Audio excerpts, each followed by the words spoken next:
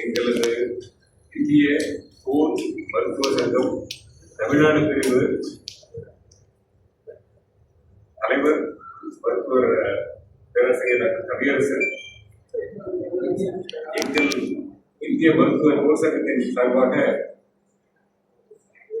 எங்கள் அழைப்பை ஏற்று இங்கு வருகை தந்திருக்கும் அனைத்து ஊடகவியலாளர்கள், பத்திரிகையாளர்கள் மற்றும் மீடியா பர்சன்ஸ் அனைவருக்கும் எனது முதற்கண் மாலை வணக்கத்தை தெரிவித்துக் கொள்கிறேன்.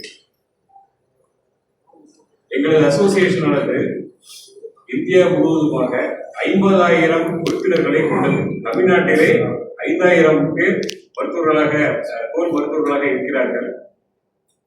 அப்படி இருந்தும் சமீப காலமாக நீங்கள் பல்வேறு செய்திகளை கேள்விப்பட்டிருக்கிறீர்கள். அதாவது முடிமாற்று அறுவை சிகிச்சை மற்றும் அழகியல் குறித்த அறுவை சிகிச்சை, அழகியல் சிகிச்சை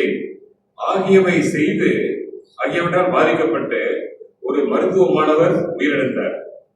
அதே போல அதிகபட்ச காம்ப்ளிகேஷன்ஸ் நிறைய வந்துகிட்டு இருக்கு.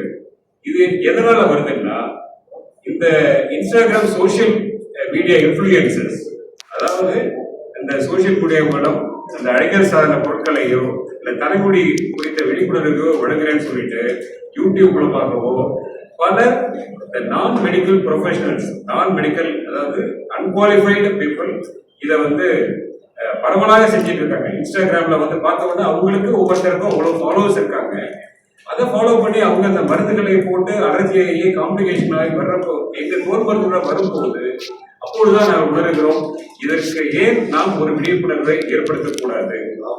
சமீபமாக இந்த பிரஸ் மீட் எதற்காக நாங்கள் ஏற்பாடு செய்தோம் என்றால், மிகவும் வரலாற்று சிறப்பு மிக்க ஒரு அரசாணையை, அதாவது GO 41 சுகாதாரம் மற்றும் குடும்பநலத்துறை அமைச்சகம் மூலமாக தமிழக அரசு ஒரு முன்னுதாரணமாக இந்த ஒரு கிளினிக்கல் எஸ்டாப்ளிஷ்மெண்ட் ஆக்ட் என்ற GOவை கடந்த 13/2/2026 அன்று வழங்கியது. அப்போது அதில் யார் காஸ்மெட்டாலஜிஸ்ட், யார் ஈஸ்தெடிக் சர்ஜன்ஸ், யார் ஹேர் டிரான்ஸ்பிளான்ட் ப்ரொசீஜர்ஸை பண்ணுவது என்பதை குறித்த தெளிவான ஒரு வரைமுறையை, இந்த ஒழுங்குபடுத்துதலை அது கொண்டு வந்திருக்கிறது.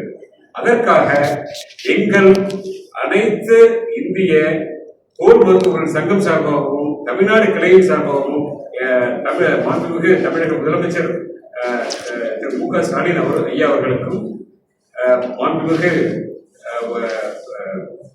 துணை முதலமைச்சர் ஐயா உதயநிதி ஸ்டாலின் அவர்களுக்கும் மற்றும் துறை அமைச்சர் மா சுப்பிரமணியம் அவர்களுக்கும் மற்றும்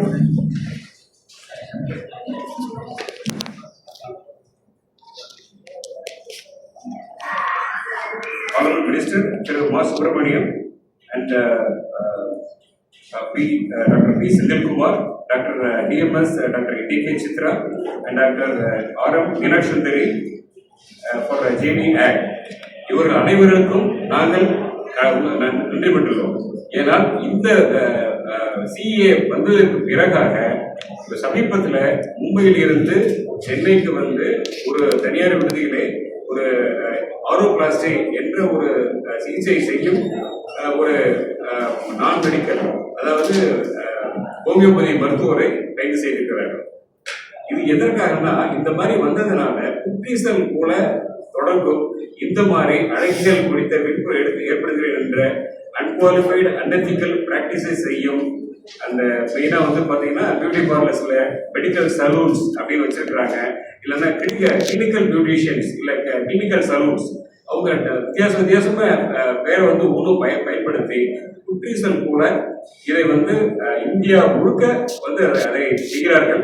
அதனால் ஏற்படும் பின்விளைவுகள் அதை தடுப்பதற்காகவும் அதை அந்த மக்களுக்கு ஒரு பாதுகாப்பை ஏற்படுத்துவதற்காகவும் இந்த கிளினிக்கல் எஸ்டாப்ளிஷ்மெண்ட் ஆக்ட் என்பது வரையறுக்கப்பட்டுள்ளது. அதுல வந்து பாத்தீங்கன்னா ஒரு பேஷண்ட்டுக்கு அலர்ஜி வருது, ஏன்னா ஹேர் டிரான்ஸ்பிளான்டேஷன் அப்படின்றது முடிமாற்று அறுவை சிகிச்சை, ஹேர் ரெஸ்டரேஷன் சர்ஜரிஸ் அப்படிம்பாங்க. அதுல வந்து ரத்தப்போக்கு நிறைய இருக்கும். அந்த பேஷண்ட்டுக்கு குறைந்தபட்சம் ஒரு 5-6 மணி நேரமா வந்து அறுவை சிகிச்சை செய்ய வேண்டும். அதற்கு அந்த மயக்க மருந்து கொடுக்கணும். அது வந்து கூட எமர்ஜென்சிக்கு ஒவ்வாமை ஏதாவது ஏற்பட்டுச்சுன்னா ஒரு அனஸ்தெட்டிஸ்ட் வந்து பேக்கப் இருக்கணும், அந்த ட்ரெயின்டு ஸ்டாஃப் இருக்கணும். குறைந்தது ஒரு 5-6 ரெஜிஸ்டர்ட் நம்ம Tamil Nadu medical council NMC act படி அந்த பதிவு செய்யப்பட்ட மருத்துவர்களால் மட்டும்தான் இதை பண்ண முடியும். எந்தெந்த மருத்துவர்கள்? MD dermatology, DMB dermatology, diploma in dermatology, MCH plastic surgery.